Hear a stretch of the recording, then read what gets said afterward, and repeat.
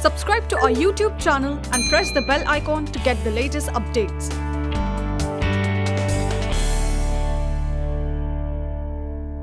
Hi, today I'm joined by Dr. Sanjeev P. Sahni. Dr. Sahni is a distinguished scholar in the field of psychology, and his research span in the areas of criminal psychology, cognitive and neuropsychology as well. He holds a PhD in organizational behavior from Punjab University, an extensive experience of over 30 years in academia, industry and the government sector. He is presently the principal director of the Jindal School of Behavioral Sciences and also acts as the advisor to the Vice Chancellor at the O.P. Jindal Global University. Thank you for being here today, Dr. Sahni. It is a pleasure to have you here. Now, Dr. Sahni, I wanted to take your views on the psychological effects of the pandemic. Now, the pandemic is obviously a biological affair, but the effects of the pandemic, including isolation, lockdowns, etc., these must have a psychological effect as well. You know, I personally feel this has more psychological effect than any other. I know the financial effect or other problems could be there, but the majority of the thing, now we all know that we are living under uncertainty, insecurity, and all the time under anxiety. What is going to happen? People are talking about, most of the time, you know, the health workers have done a lot, there is no doubt. Similarly, police has done a lot. But very few people are talking about the psychological impact on students. Now you see all over the world, 1.41 billion students have no accessibility at the moment to go to their schools and colleges. And particularly more so in India because internet penetration is so low. Absolutely, that is a major reason because, you know, even the CBSE cannot think of designing any curriculum, pedagogy or even assessment system because there is a vast gap between the good private institutes, government institutes and the remote areas. So they have to work on these kind of things. So these uncertainties, particularly for students, and of course now we know that the CBSE board exams have been cancelled, the results will be calculated on some mechanism. Would you say that this would have added to the anxiety of school leaving students? Absolutely. Even high performer students, they wanted to take the exams and they wanted to prove they are one of the best and they wanted to take the admissions. Most of the students in class 12th, the present scenario is they don't take school seriously, whereas they take coaching institutes and the entrance test more seriously. Now they are not going to have that. Now the major issue is that this class 12th result, every student, the very few students who are non-performers may be happy that they will pass. Otherwise, students are, the majority of the students are going through hell, I would say. So, but this is just one aspect of the psychological effect. I mean, let's say living in isolation, that I cannot, let's say I've been infected, I cannot physically be in the same room as my family members. That too would count for some kind of psychological trauma. Absolutely. You know, you have hit a nail. The reason being is that people who've been quarantined and the after effects of COVID-19 is so bad that it has impacted psychological stress, tension, anxiety. I want to tell you a few things. 17% of the total population in this world are suffering with depression.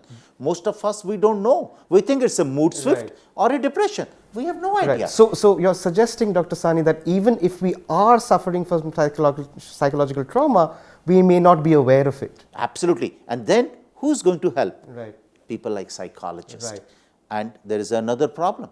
In India, every after 7 lakh population, or even I would say 8 lakh population, there is a one psychologist. Similarly, what's the global average, sir, if I may ask? Oh, it is probably in different countries it is different. So probably Australia, US may be having like one psychologist after 10,000 to 20,000 people even. And so, and if I may, would you consider that to be an adequate ratio, 1:10,000? We cannot reach there in next 100 years, even if we open at least 2,000 psychology schools. So, it's just not possible. So what I'm hearing from you, Dr. Sahni, is that there is an acute dearth of psychologists, particularly in India. One, there's a dearth of psychologists. Two, that the psychology, when we teach and train students how capable they are to handle the cases. Just to give you a small example. Right now, I'll be very honest with you. If the person has done bachelor's in psychology and a master's in psychology, according to me, that person is not capable of providing any kind of psychodiagnostic or even counseling or therapies. There is a highly specialized courses for psychodiagnostic as well as for therapeutic treatment. We don't have that kind of a system. Right. That is one of the reasons. This is in India you're talking This is in India. Or even neighboring countries, I would say the standard of the psychology is nothing great, because the word stigma attached with the word psychology, not many students are interested to study psychology, because people think that, oh, they have to deal with so-called mental patients. Whereas people don't understand, all of us, we may have a psychosomatic issues, and I want to be assessed. In fact, when I was a student in United States, and I learned that every family member has a psychologist, and there is no stigma. And they, most of the time we used to say, who's your family psychologist? And they will very proudly say, Miss A or Mr. A. Now the point is, in India, one is stigma, second is not qualified, third is not enough schools in India. So we need to build this system so that now we have realized, I must tell you, people have realized the relevance of psychology after World War II. After World War II, we experienced PTSD, post-traumatic stress disorder. That was the first time after World War II we realized that people are suffering. The same condition we could see now in COVID-19. So, Dr. Sahni, you mentioned schools. How do you think higher education can work towards addressing this problem of there's a stigma, not enough training, not enough psychologists? Most of us in India, I don't want to blame everyone, but I'm saying most of us, we borrow or we try to imitate the system what is available in the Western countries that may or may not be available. In United States, again, when I was a student, the questionnaires, like paper pencil tests, was so good that used to measure all kind of a psychosomatic issues. But in India, when we give these questionnaires, most of the people, when they fill it up, they try to show what they want to be rather than what they are. So questionnaire system doesn't work in India. Similarly, like all over the world, there are two systems of evaluation or assessment of psychosomatic things. One is a diagnostic and statistical manual, which is developed by American Psychological Association, and second is ICD, which is probably developed by UK. Now, these two, you read out the symptoms and then you label a person, he's high on this, he's mild on this. That doesn't work in India. Probably our culture is entirely different than the Western countries. We need to develop something of our own. That is why Jindal Institute of Behavioral Sciences at OP Jindal Global University has a brain behavior laboratory. Here, we assess a human mind, human behavior on machines rather than on questionnaire systems. Would you say, so we've also started the Jindal School of Psychology and Counseling. Would you say that these newer methods of analyzing human behavior would be taught at the Jindal School of Psychology? That is the main reason, because we don't have a proper psychodiagnostic system in India.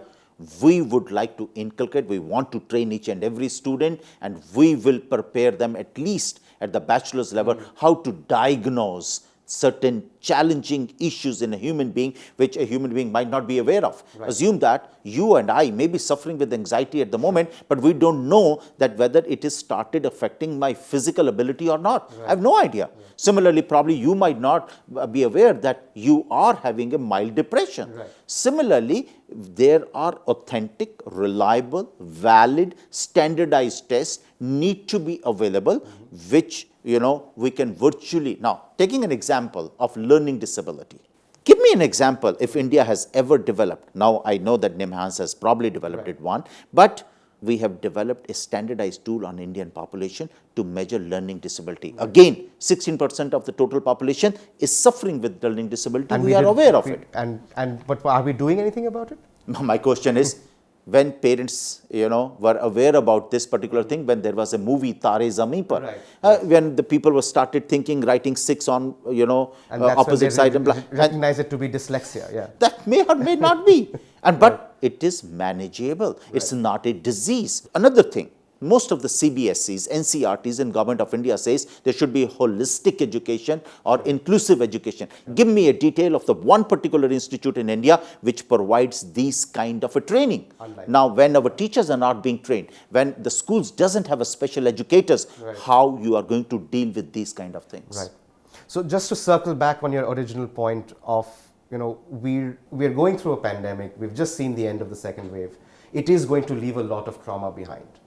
And that trauma, combined with the stigma attached to psychology and conversations around mental health, plus the lack of psychologists in India to treat people, plus the lack of training, all of this combines to have a very potent problem, right? Do you think it's high time we started looking at this problem as a solution? We should not forget one thing. India is a poor country. And I cannot ask anyone who's suffering from any kind of a psychological issues that you keep coming to me for 20 days or 30 days and I will provide a counseling. Right. In India, people think that if I give them a pill, they will feel okay. But in psychology, there is no pill. Yeah. But at least the first thing is the diagnostic. Second is that I need to give an assurance to a person that you will be perfectly fine. And this is nothing unique. First of all, I need to tell them that you are not suffering with any kind of a disease. You don't require any kind of a medication. Right. I must mention, I don't know whether you like it or not, that psychiatrist, Right. when anybody goes there, they give them a pill. If it is an anti-anxiety or antidepressant, Right. they feel, oh, it works well. Why I need to go to a psychologist? But that person doesn't think that it is harming their It'll have a number of biological system. side effects. Yeah. So I personally feel India needs more and more psychologists, which we don't have.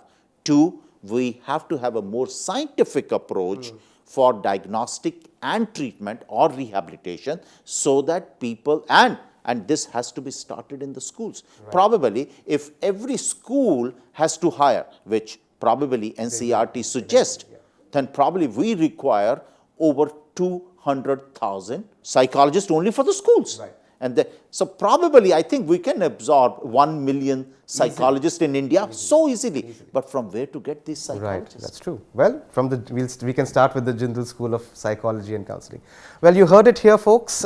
India has to have more psychologists if we are to have better conversations around mental health, and the Jindal School of Psychology and Counseling perhaps might be one place to start.